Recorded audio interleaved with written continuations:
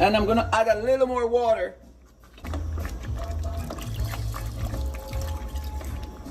And continue mixing it so no lump. You don't get any lump. Keep your stove on low. You see those popping what you got? Yeah. See? It has no lump in it.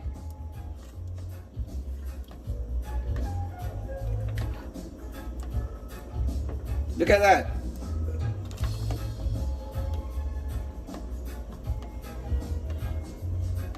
You're gonna leave it cornmeal to boil for about 15 to 20 minutes.